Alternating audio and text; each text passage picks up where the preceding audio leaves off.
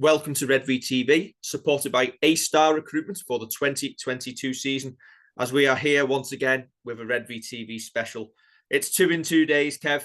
You can't keep away, but this time, there's actually some real news.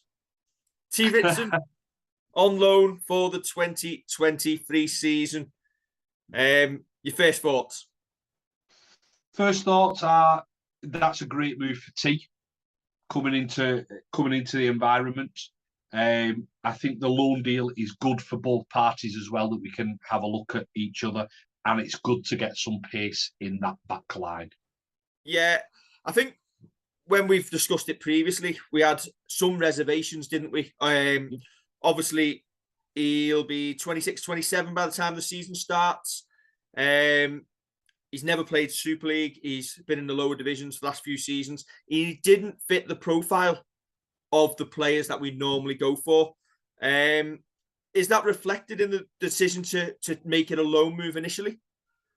Yeah, I'd say so. As I say, it allows both parties to have a look at him and kind of see what each other's about, see how he fits into a full-time environment. I've just quickly watched the brief interview that Saints have put out from Saints TV about how he's said he's not been in this environment before.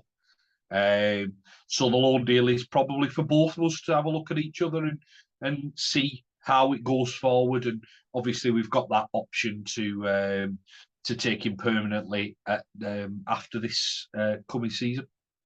Obviously, his try-scoring record over the two seasons, last two seasons with Barrow, absolutely phenomenal. 33 tries in 31 appearances for Barrow in the Championship last season. League One the year before that, but was 22 in 15. So he obviously knows his way to the try line. The thing for me is he able to step up and do that in Super League?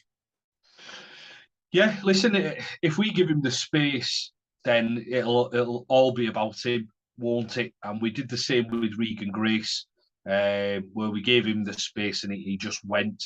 Yeah, it's a different proposition for him coming up from the Championship into the full-time Super League environment against players who have got a lot more experience of the level that he's going to be playing at. But there's no reason why you can't kind of grow with the team and take that opportunity.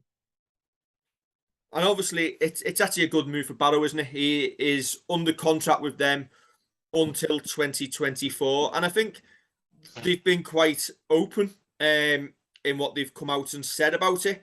The Barrow chairman has basically said that T had a Super League release clause. This is Steve Neal at Barrow. He had a fabulous season for the Raiders. He had a Super League release clause, so they didn't want to stand in his way, and they couldn't stand in his way. But the deal gives them a safety net, and, well, for T as well, that if he doesn't make it at Saints, then Barrow have the option of recalling him to play for the Raiders. But should things work out, Saints have the option of buying out the third year of his contract. But if he fails to make the grade, then he can return to us. So I don't think everybody's obviously under the illusion that he's going to come in and be a world beater. We know it doesn't always work like that. We hope it does, and we hope T sets the world alight in Super League in a Saints jersey.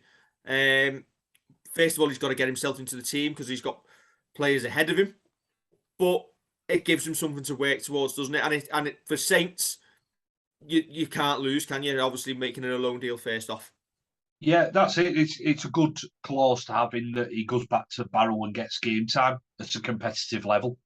I think that's great if he's not getting game time at Saints. But as you say, he's going to be looking to force his way into the, first of all, into the 21-man squad, then the match day squad, and get his opportunity. And listen, we've seen with the injuries that we've had this year, that opportunities can come around when you least expect them. And then once somebody gets their hands on a jersey, they keep hold of it. Well, they put the performances in and they keep hold of it. As I say, there's no reason why he can't do something similar, as you've alluded to. You get Championship players who kind of take the time and don't really get into the team first up. So it is a big ask for him to do that. You do see a lot of them who kind of take a season to bed in. Listen, this loan deal as we've said, gives him the perfect opportunity to not have as much pressure on him, I think, and for him to get his hands, as he's got his hands on one of the shirts there, but get his hands on an actual playing shirt and be turning out in front of the Saints faithful. Yeah, well, he has actually been trying on the away shirt today, Kev. As you've got too much. Beautiful. Looks good in the away shirt, doesn't he? It's a beautiful kit. But Kev, listen, we've all seen the highlight reels on YouTube.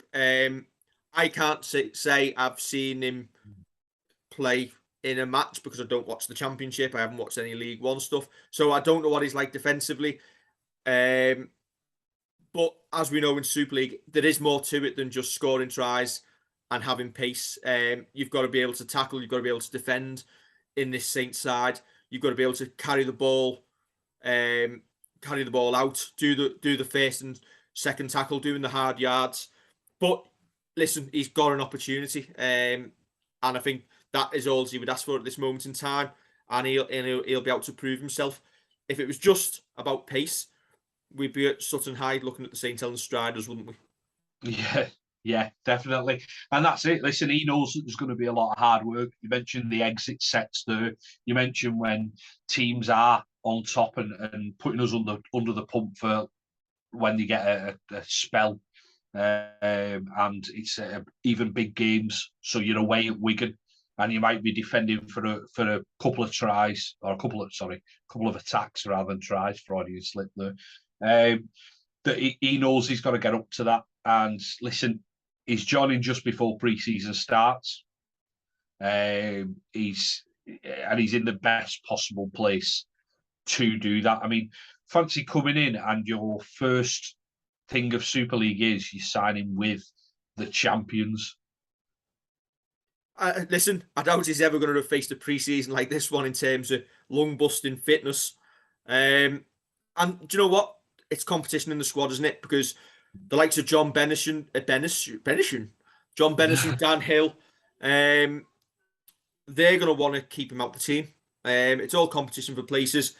And listen, it's an open competition, isn't it? And it can only benefit Saints moving forward to 2023. I wonder what odds we're getting on him being top try scorer, though. All that said, I don't know.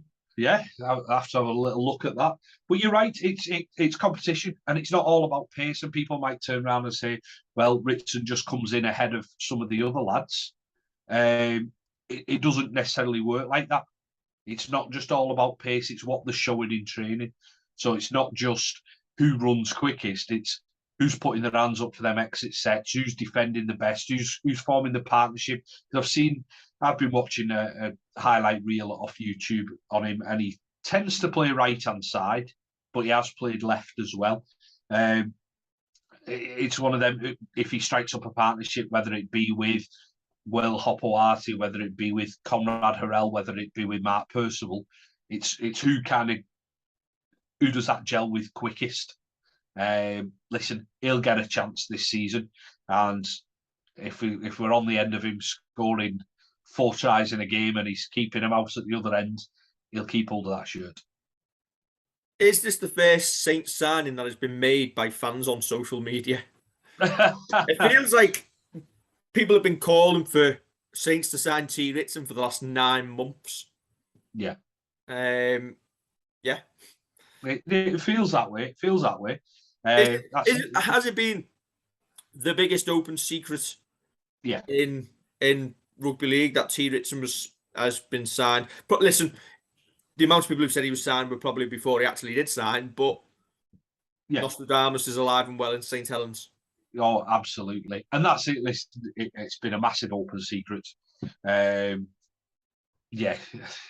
one of them. It's one of them that because of the sheer numbers of people saying it and the sheer number of people telling us and speaking to us and all that, it does become a little bit of a just when are they going to announce it rather than if. And nothing says make an announcement than 5:20 on a Tuesday night. Yeah, but that's it. I'm not having a look at his stats. He's a He's from Thailand, isn't he? Tee Ritson. Just having a look at, have Thailand played a game recently for him to be part of? I'm having a look through his stats. I don't know. He's played for Cumbria. He's turned out for Cumbria, but I can't see anything on his stats saying he has. And Thailand have been in the top in the rankings. I don't think they are currently in the rankings, the Rugby League international rankings. But you know what? It's growing rugby league in another part of the world. If it brings a little bit of publicity to the Saints, then it's all good. Yeah, 27 on the 7th of Jan. Kev, what is T's first name officially? T, because that's all I'm going to be able to pronounce. Tee Ritson. How do you spell it? TheEROPAL. No, close. RAPOL. So yes, Kev, that is Tee Ritson. It might be Tirapol rather than Theropol. We might be doing him a disservice. We'll have to find out. We'll find out. But yeah, you made it easy by going with T. Yeah. Right, Kev. Done and dusted. On the ball as always. Don't forget to like, share, and subscribe. And we'll catch you very soon for another episode of Redvee TV. And if you haven't already watched it, the fixtures and the kits were last night. Beautiful.